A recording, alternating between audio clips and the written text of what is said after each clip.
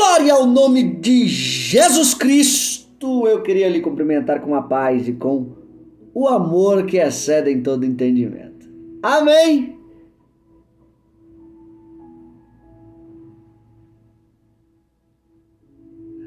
Bora pra cima para mais um vídeo de mensagem bíblica. E aqui a gente encerra a nossa série sobre generosidade, desapego à matéria e ajuda ao próximo. Esse é o último vídeo, na verdade, que eu vou tratar os textos, né? No próximo vídeo da mensagem bíblica, eu vou trazer aqui apenas o resumo de tudo que eu falei, tá bom? Começamos aí no nível de número 68. Estamos agora no nível de número 76, olha só. Quase 10 vídeos de mensagem bíblica só para falar sobre o tema generosidade, desapego à matéria e ajuda ao próximo. Isso só no Novo Testamento. Só para você ver a quantidade de coisas, de textos, de versículos, de histórias que tem só no Novo Testamento. E esse é o último vídeo, porém, no próximo, é o último, mas não é o último, né? É o último de texto. Mas no próximo, eu vou trazer apenas o resumo de tudo que está por trás da generosidade de forma resumida.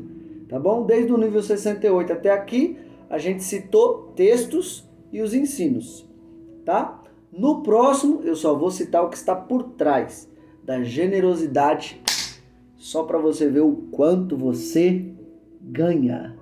O quanto você ganha por ser generoso, tá bom? O quanto você ganha por ser desapegado da matéria. O quanto você ganha por ajudar o próximo, tá bom? Bora pra cima, né? Taque fogo na seara. Já pega aí tua Bíblia. Vou estar apresentando este livro aqui para vocês, ó. Esse livro aqui tem 3 volumes dele, tá? Esse aqui é o primeiro que eu tô apresentando. É do Charles Haddon Spurgeon. Os Milagres de Jesus, volume 1. Mensagens de fé, esperança e salvação. Vou ler o resumo dele aqui. Quanto mais se lê e estuda Spurgeon, tanto mais se enche de admiração por este pregador dos tempos, notavelmente dotado. O Sr. Spurgeon era um mestre da palavra falada e escrita.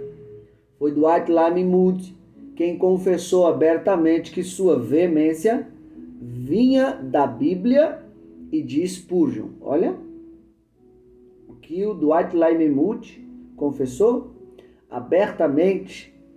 Sua veemência vinha da Bíblia e de Spurgeon. Então, você já vê que para Moody, Spurgeon foi uma das maiores referências da vida dele, né? Ó, tudo o que ele já disse, eu li.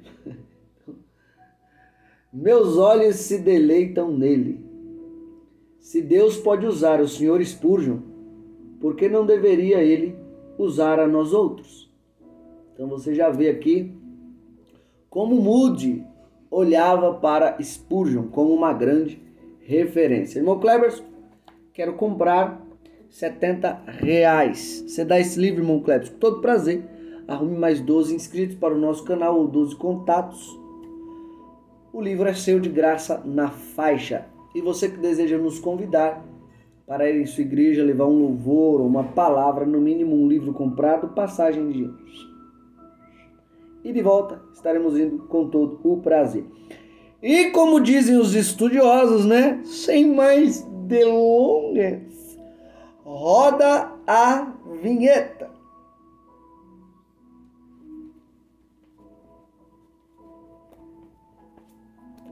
É forte, Brasil. Sente a presença de Deus aí. Bora iniciar, tacar fogo na seara dos filistas. Pega aí tua Bíblia, abra ela em Hebreus Carta aos Hebreus. É forte, Brasil. Carta aos Hebreus, capítulo de número 13, do 1 ao 6.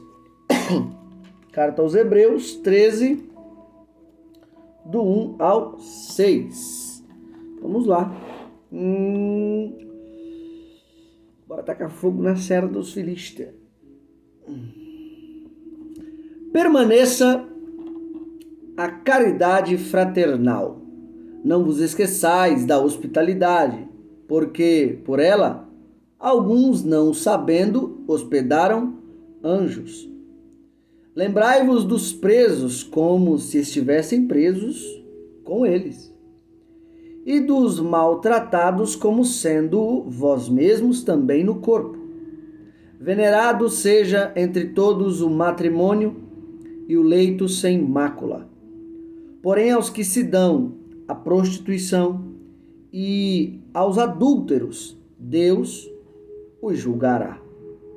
Sejam vossos costumes, mais uma vez a palavra avareza aparecendo no texto.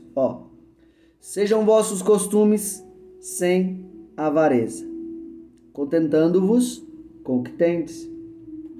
Porque ele disse: não te deixarei, nem te desampararei.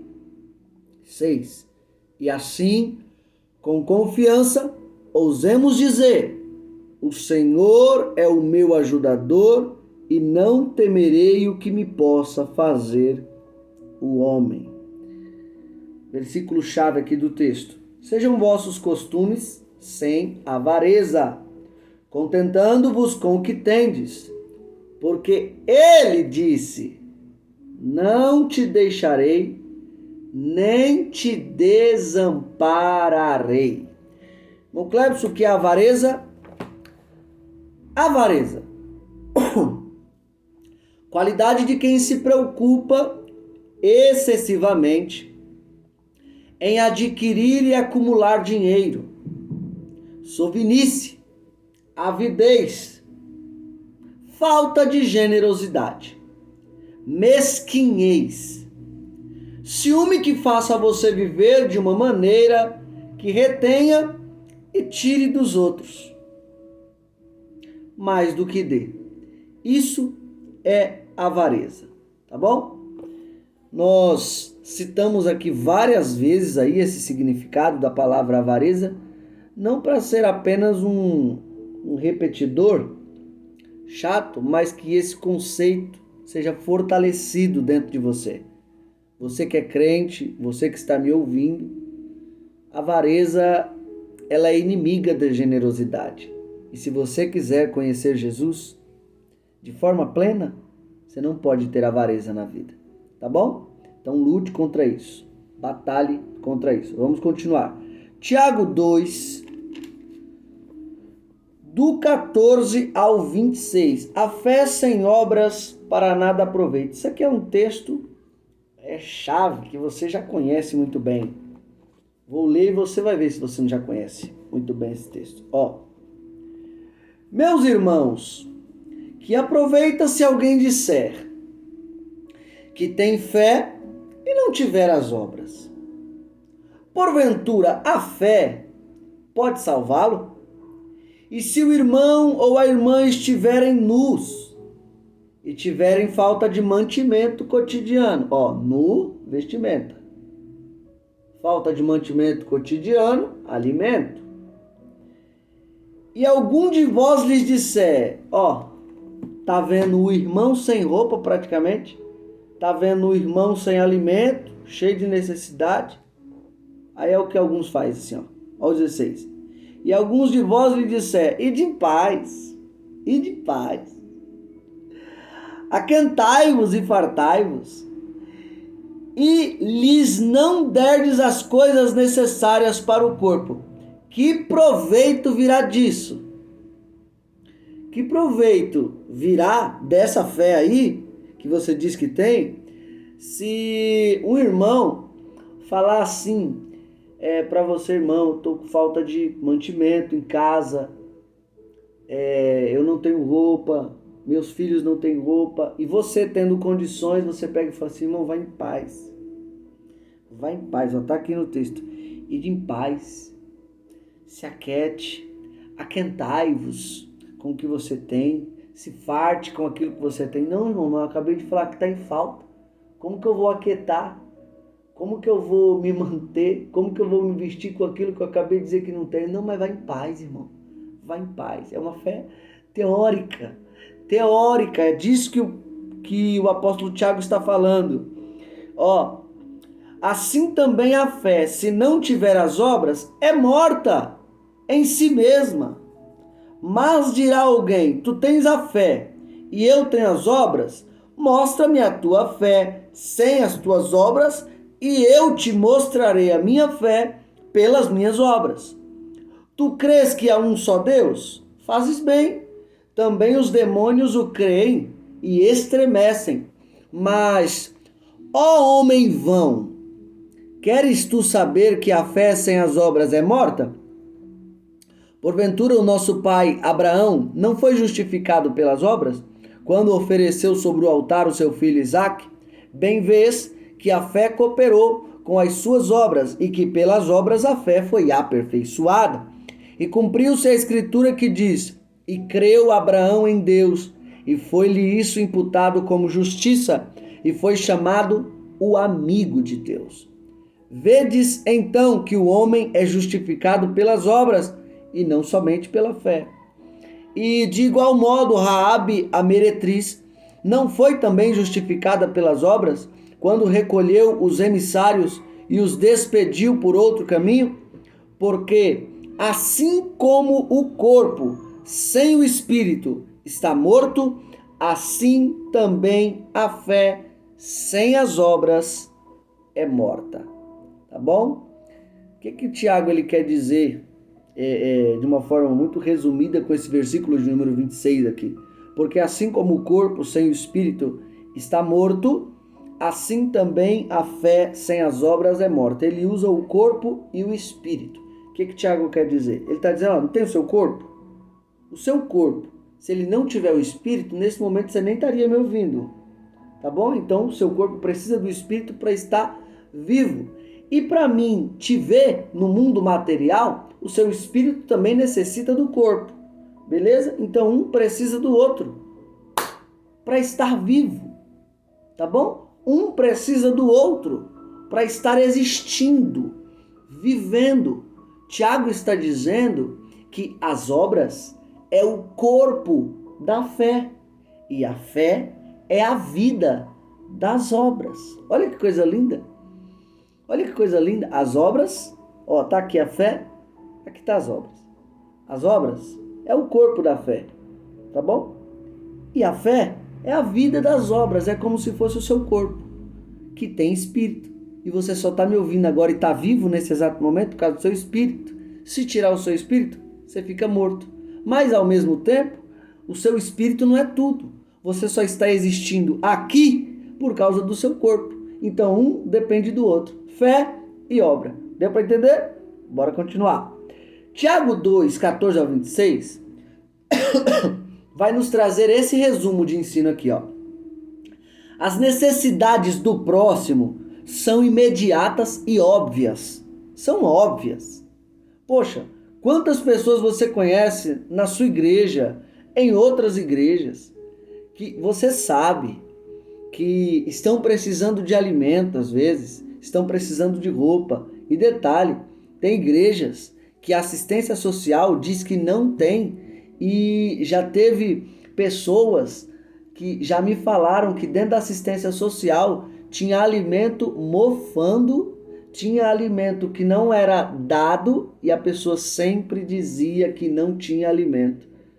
Tiago está falando de uma fé teórica. As necessidades do próximo são imediatas e óbvias.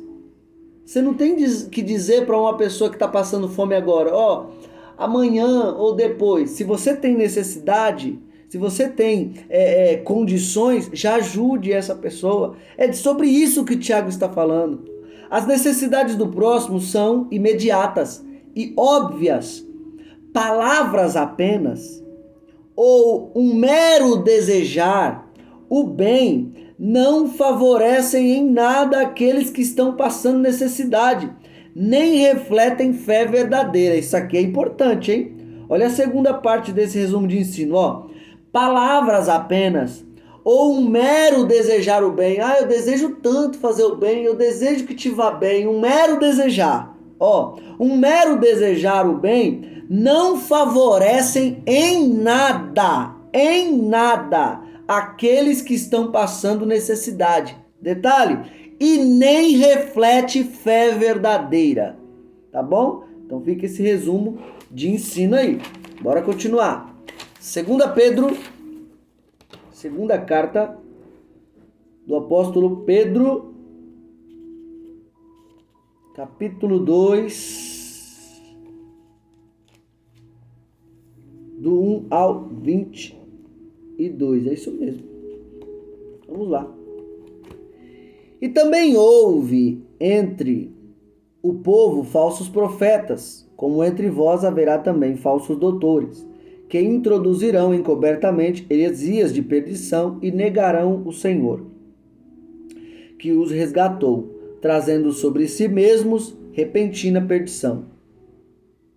2. E muitos seguirão as suas dissoluções, pelas quais será blasfemado o caminho da verdade. E por avareza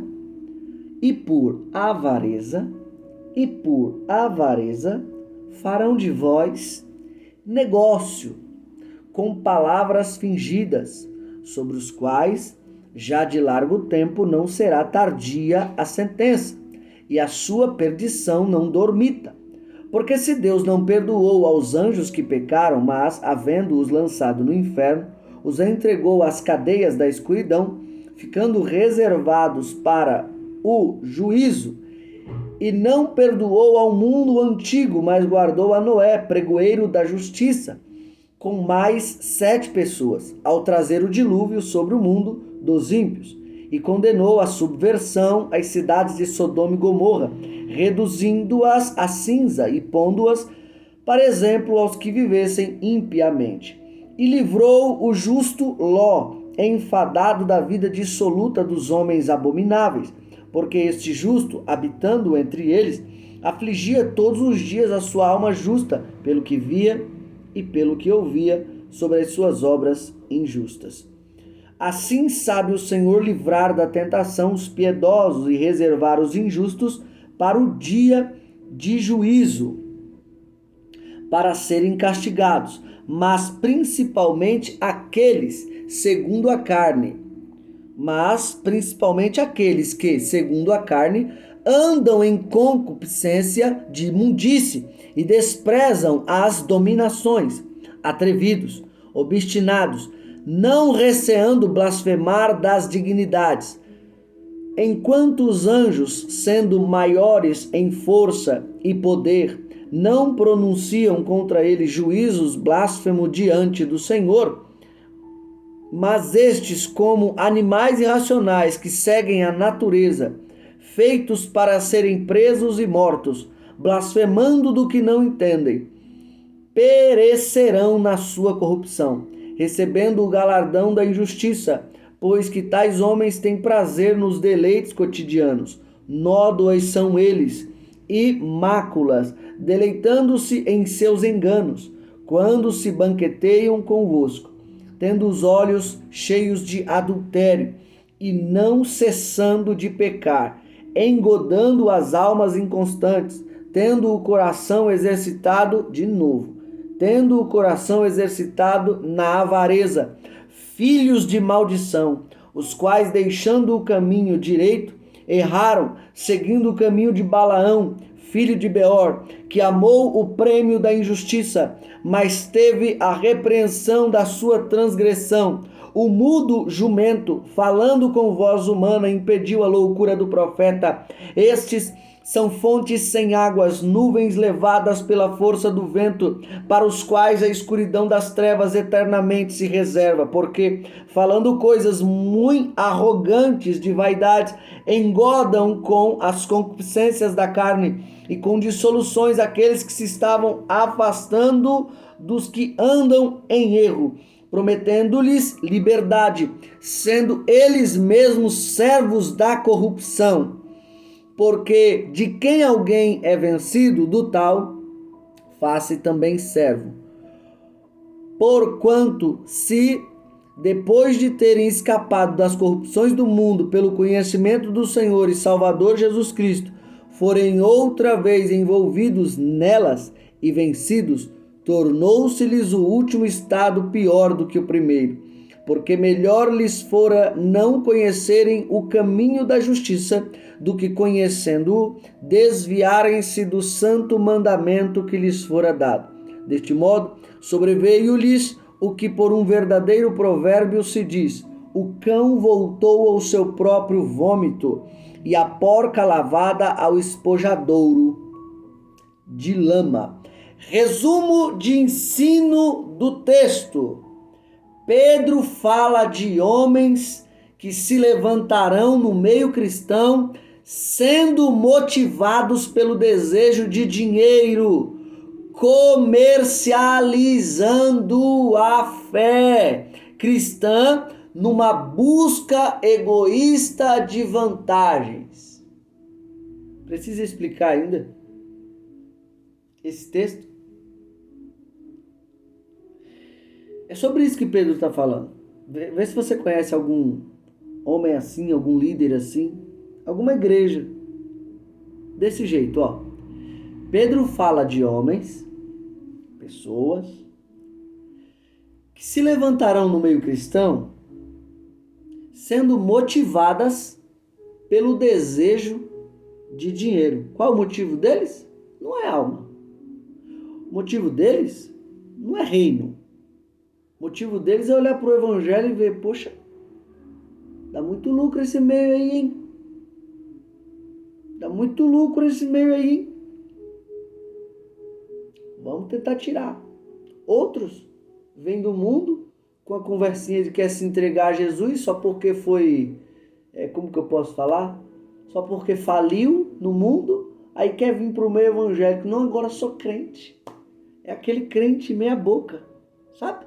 Crente meia boca. Vem para a igreja só por causa do dinheiro, vê que no meio evangélico pode ser ajudado por alguma coisa aí, ganhar algum dinheirinho, aí vem com pele de ovelha, mas dentro é um lobo devorador. O motivo dele, o motivo dela é dinheiro. Aí acaba vivendo uma vida continuamente torta, vem para a igreja, mas continua vivendo a mesma vida. Não muda nada. O que motivou essa pessoa a se entregar a Jesus? Dinheiro. Dinheiro, não foi Jesus. Dinheiro. Detalhe, ó, comercializando, o motivo a gente já falou. O desejo a gente já falou. Elas vêm para Jesus, são levantadas. Qual o motivo? Dinheiro. Aí o que eles fazem ainda? Comercializam a fé cristã numa busca egoísta de vantagem. É isso. Pedro fala de homens que se levantarão no meio cristão, sendo motivados pelo desejo de dinheiro, comercializando a fé cristã numa busca egoísta de vantagem. É isso que Pedro está falando em 2 Pedro capítulo 2, versículo do número 1 ao 22. Beleza? Esse é o resumo de ensino. 1 João, primeira epístola de João, capítulo de número 3, do 11 ao 24. Primeira epístola de João, capítulo 3, do 11 ao 24. Porque esta é a mensagem que ouvistes desde o princípio, que nos amemos uns aos outros. Não como Caim, que era do maligno, e matou a seu irmão. E por que causa o matou? Porque as suas obras eram más, e as de seu irmão justas. Meus irmãos, não vos maravilheis se o mundo vos aborrece. Nós sabemos que passamos da morte para a vida, porque amamos os irmãos. Quem não ama a seu irmão, permanece na morte. Qualquer que aborrece a seu irmão é homicida. E vós sabeis que nenhum homicida tem permanente nele a vida eterna. Conhecemos a caridade nisto, que ele deu a sua vida por nós, e nós devemos dar a vida pelos irmãos. Quem, pois, tiver bens do mundo e vendo o seu irmão necessitado, lhe cerrar as entranhas, como estará nele a caridade de Deus? Ou como estará nele o amor de Deus? Como assim, irmão Cleves? Vou repetir o versículo, o 17, Você rico, principalmente você rico.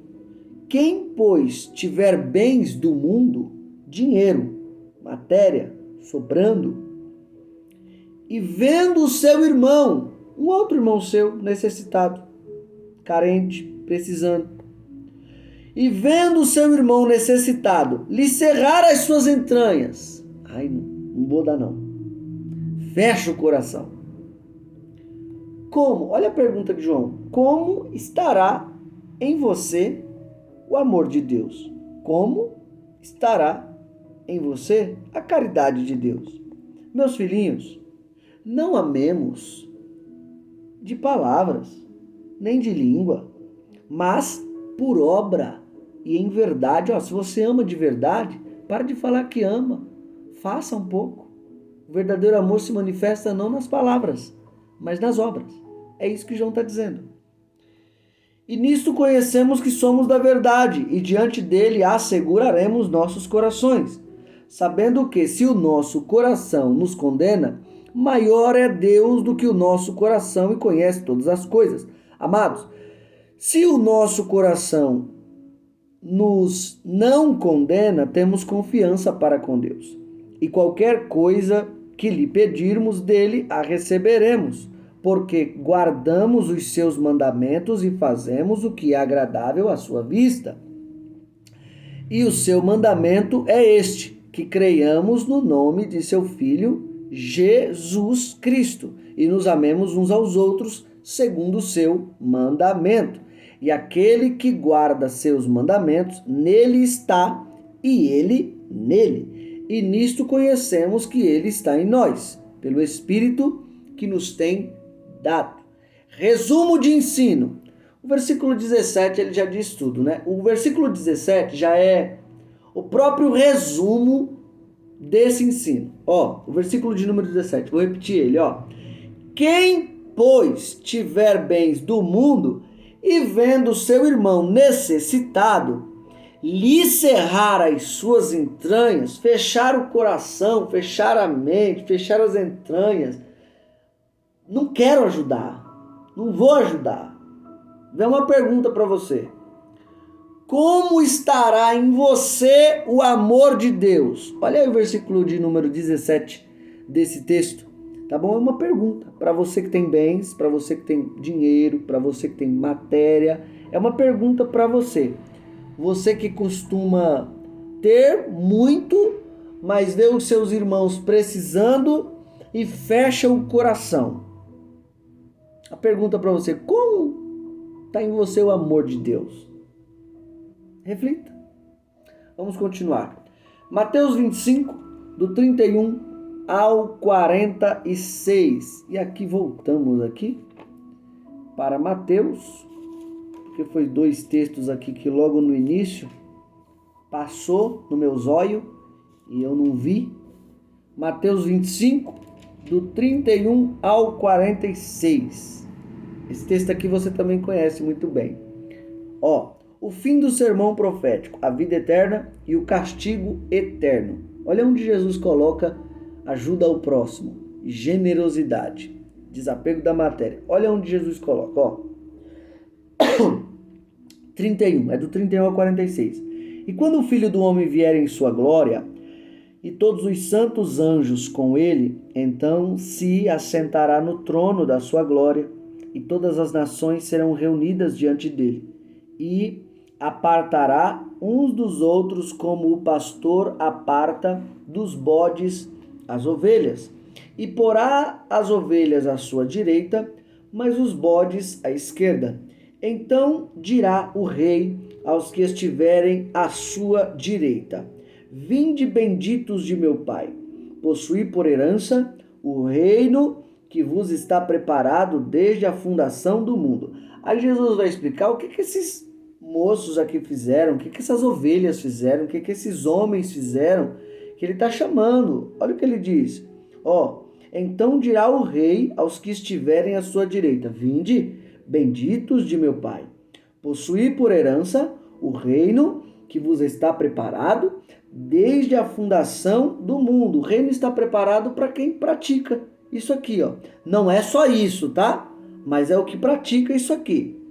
Repito, não é só isso. Tem várias outras coisas que faz você ser um salvo, mas essa aqui é uma das principais coisas. Aí Jesus vai explicar: porque tive fome e deste-me de comer, tive sede e deste-me de beber, eras estrangeiro e hospedaste-me, estava nu e me vestiste, adoeci e visitaste-me, estive na prisão e foste ver-me. Então os justos lhe responderão dizendo: Senhor, quando te vimos com fome e te demos de comer, ou com sede e te demos de beber? E quando te vimos estrangeiro e te hospedamos, ou nu e te vestimos? E quando te vimos enfermo ou na prisão e fomos ver-te? E respondendo o rei lhes dirá: em verdade vos digo que, quando fizeste a um destes meus pequeninos irmãos, a mim o fizeste. E respondendo o rei lhes dirá: em verdade vos digo que, quando o fizeste a um destes meus pequeninos irmãos, a mim o fizeste. Então dirá também aos que estiverem à sua esquerda: apartai-vos de mim, malditos, para o fogo eterno, preparado para o diabo e seus anjos. Por que, Senhor? Olha por que eles vão para o fogo eterno. Eu tive fome e não me deste de comer. Tive sede e não me deste de beber. Sendo estrangeiro, não me recolhestes. Estava nu, não me vestistes. E enfermo e na prisão, não me visitaste.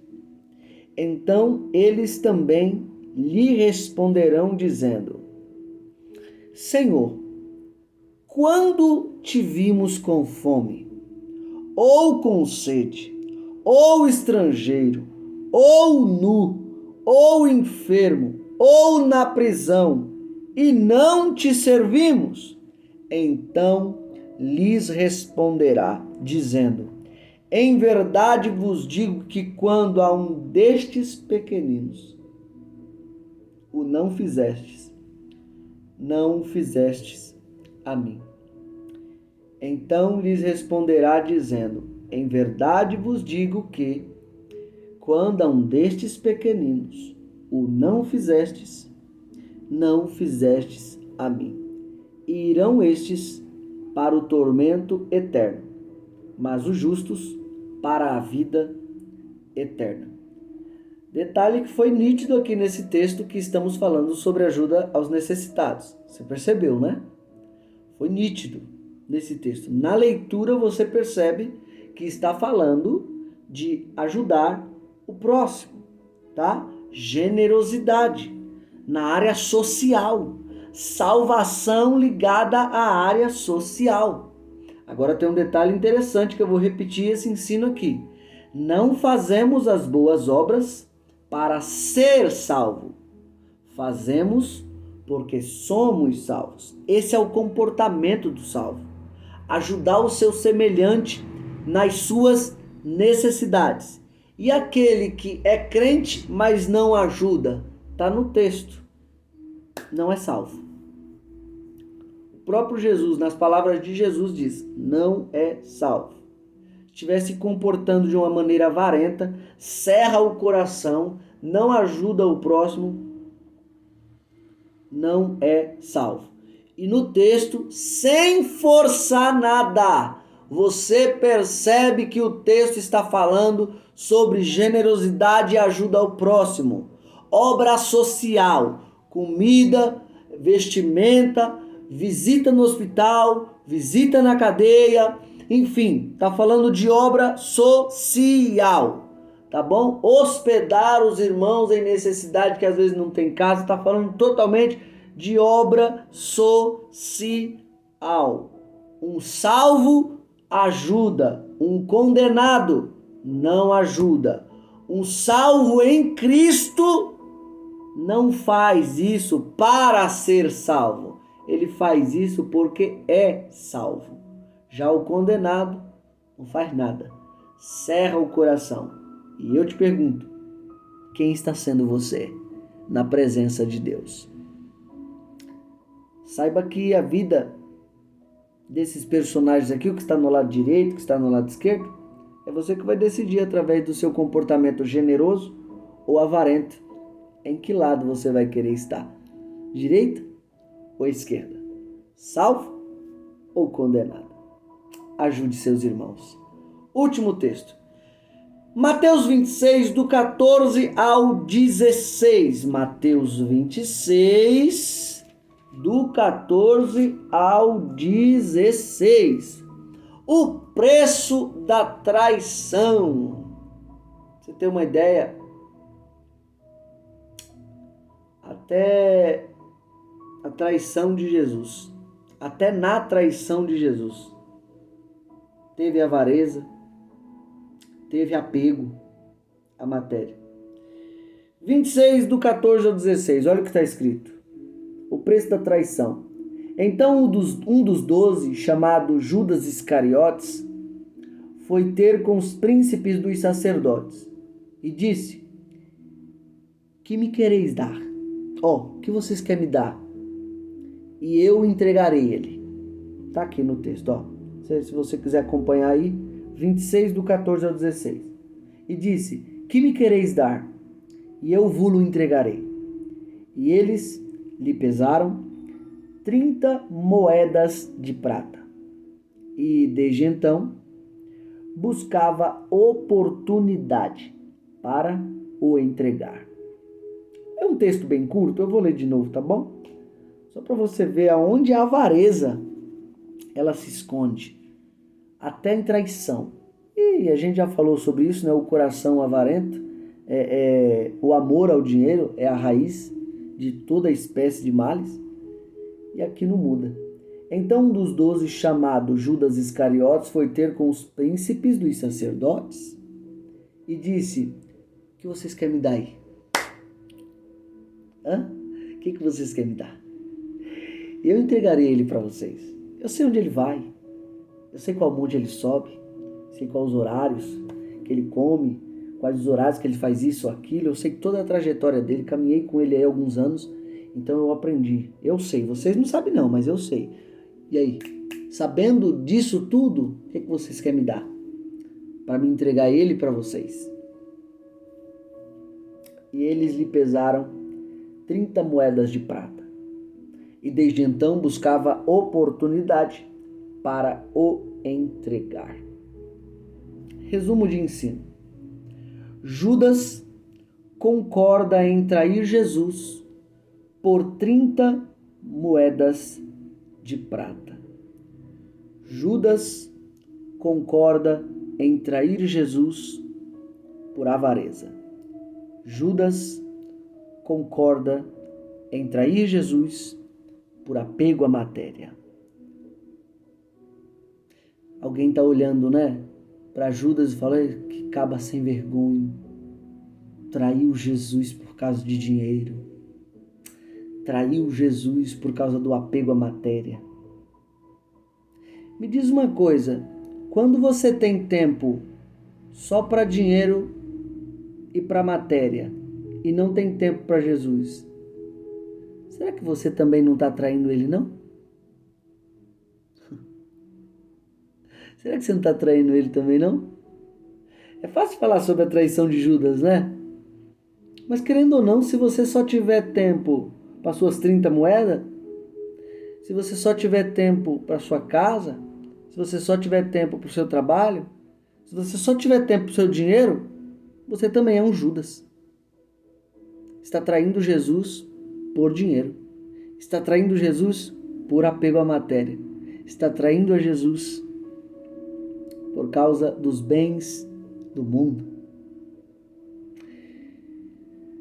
É ruim, né? Quando a gente está lendo um texto e a gente olha assim, olha que acaba sem vergonha, mas de repente quando vem Jesus e nos coloca em uma situação em que a gente percebe que a gente não tem tanta diferença desse camarada aqui, a gente começa a refletir. É verdade, Senhor.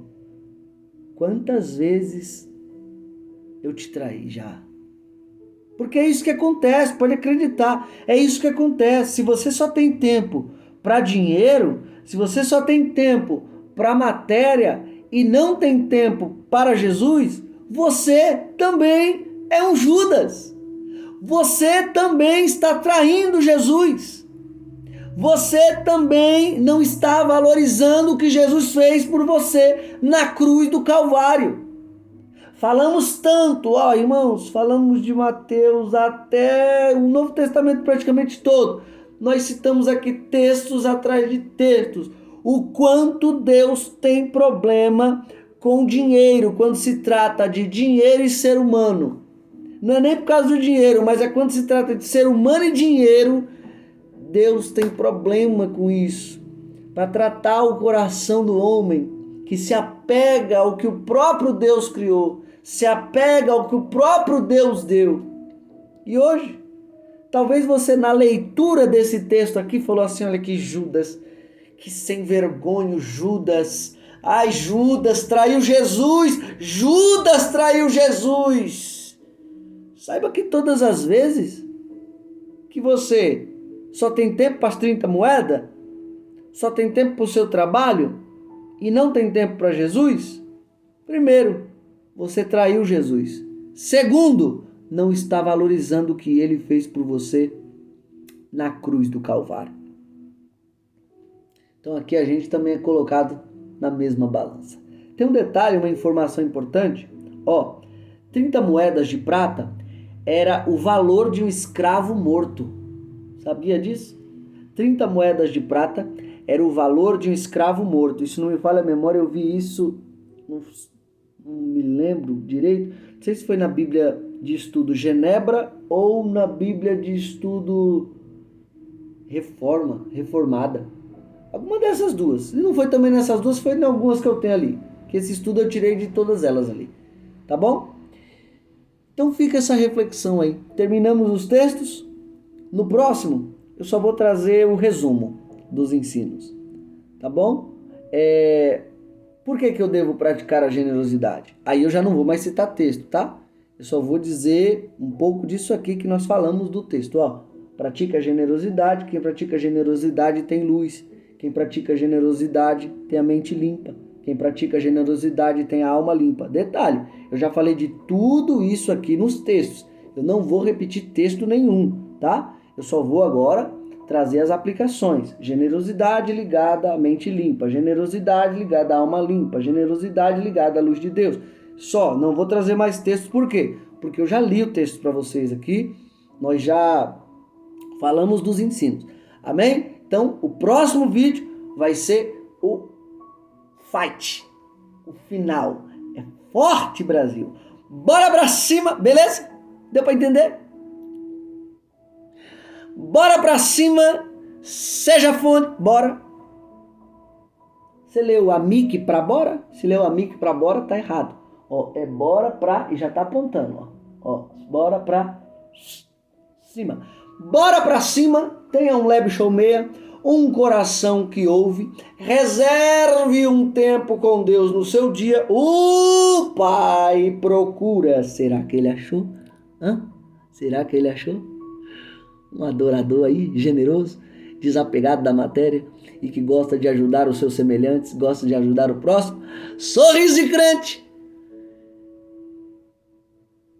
E Deus abençoe.